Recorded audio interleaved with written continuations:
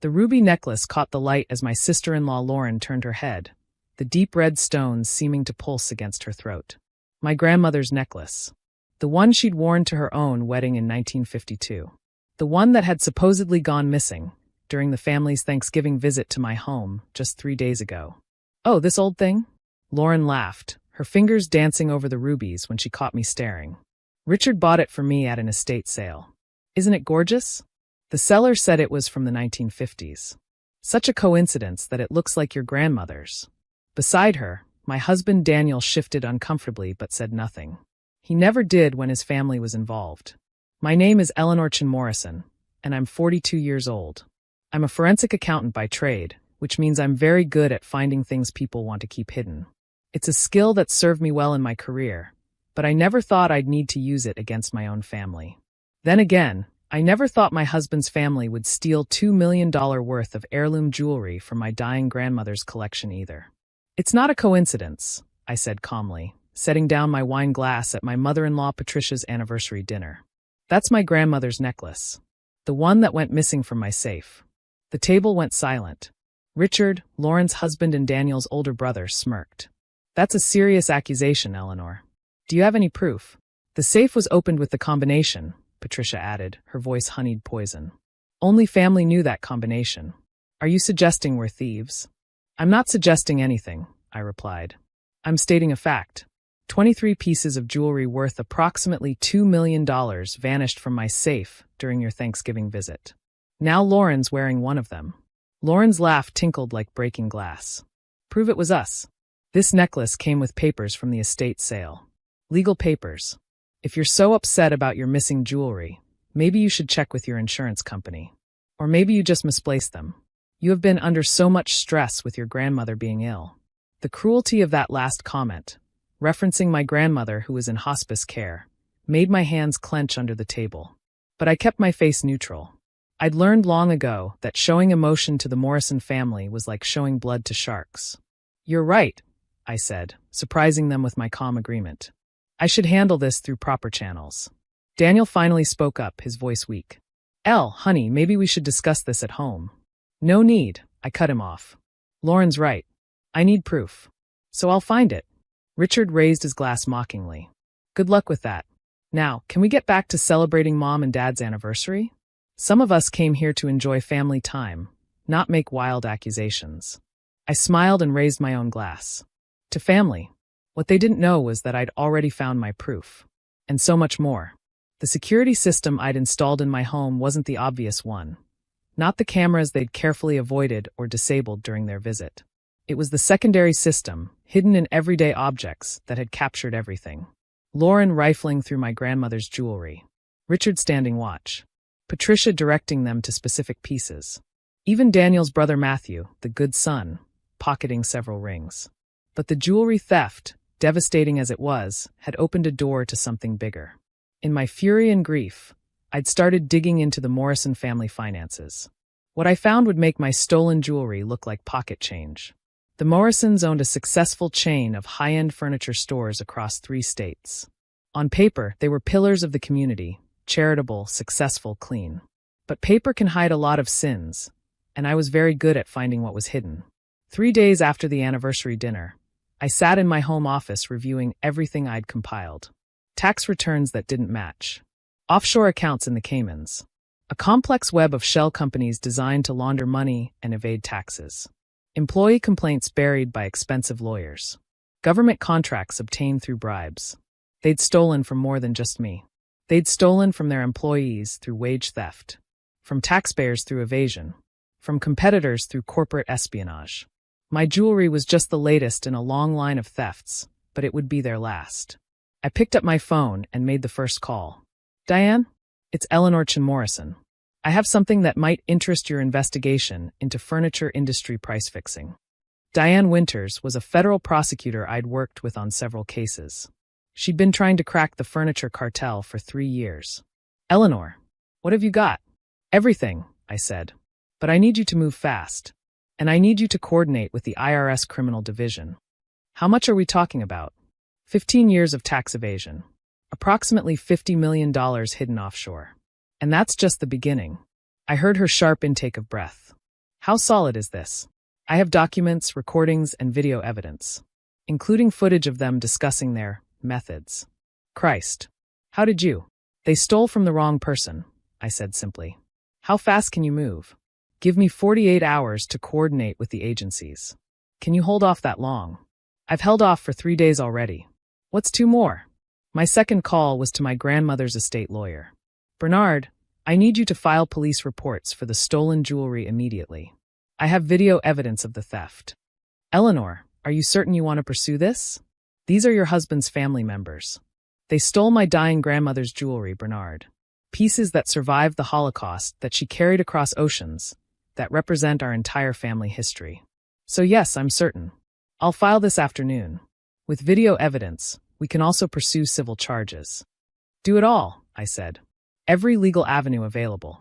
My third call was the hardest. My grandmother, though weak, was still lucid in her hospice bed. Grandma, I found your jewelry. Her eyes, still sharp despite her 94 years, focused on me. The Morrisons? I nodded. She'd never liked Daniel's family, had warned me about them from the beginning. A family of takers, she'd called them. They smile while they rob you blind. Good, she whispered. And Eleanor? Make them pay for more than just the jewelry. Already in motion, Grandma. She smiled then, the fierce smile that had carried her through war and loss and rebuilding. That's my girl. Your grandfather would be proud. That evening, Daniel came home late, as he had been since Thanksgiving. He couldn't meet my eyes as he poured himself a drink. About the jewelry. I don't want to discuss it, I said, continuing to cook dinner as if nothing was wrong. Your family made their position clear.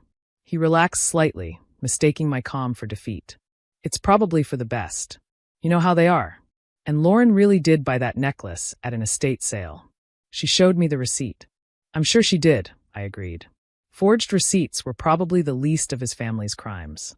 So we're okay, he asked hopefully. You're not going to make this into a thing?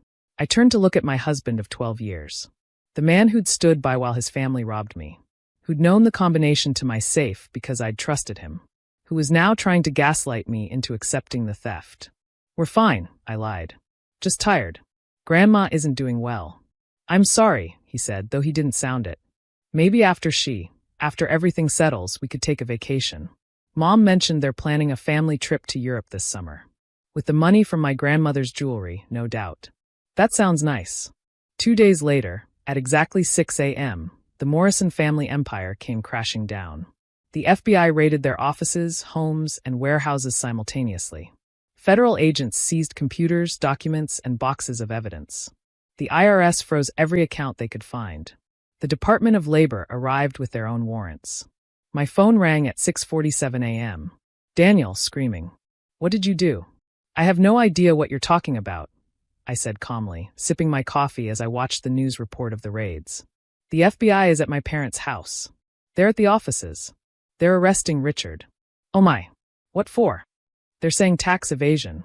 Money laundering. Where are you? At the office, I lied. I was actually at my lawyer's office, having filed for divorce an hour earlier. I have that big audit presentation today, remember? This is you, he screamed. You did this because of the jewelry. Daniel, your family assured me they didn't take the jewelry. Are you saying they lied? That they're actually thieves? He hung up. By noon, the news was everywhere. Morrison Furniture Empire raided in federal investigation. Family business accused of massive tax fraud. Employees come forward with wage theft allegations. Lauren's Facebook post from that morning. A selfie wearing my grandmother's emerald bracelet with the caption "Blessed and Highly Favored" hadn't aged well. The FBI had seized that bracelet, along with all the other jewelry they'd found in her home. My security footage made it clear where they'd come from. Patricia called me that afternoon from a number I didn't recognize. Hers had been seized. You vicious little bitch, she hissed. You've destroyed us over some old jewelry? I didn't destroy anything, I replied. I simply reported crimes. Multiple crimes. Though I am curious how you'll explain to the FBI why you have $50 million in offshore accounts that were never reported to the IRS. That's private family business. Not anymore. Oh, and Patricia? The wage theft investigation is particularly interesting. 20 years of stealing overtime from your warehouse workers. That's going to be expensive. We'll sue you for everything you have. With what money? I believe all your accounts are frozen. Besides, truth is an absolute defense. Everything I reported was true, wasn't it? She cursed me in 3 languages before hanging up. The criminal trials took 2 years. Richard got 8 years for money laundering and tax evasion. Patricia got 5 years. Matthew got 3. Lauren got 2 years for receiving stolen property and conspiracy. Daniel, who had miraculously managed to avoid direct involvement in the financial crimes, still lost everything in the divorce. Hard to claim you deserve alimony when your family stole millions from your spouse's grandmother. You planned this, he accused during one of our last meetings. You let them steal the jewelry so you could destroy them. I didn't let them do anything, I corrected. I simply prepared for the possibility that thieves might steal.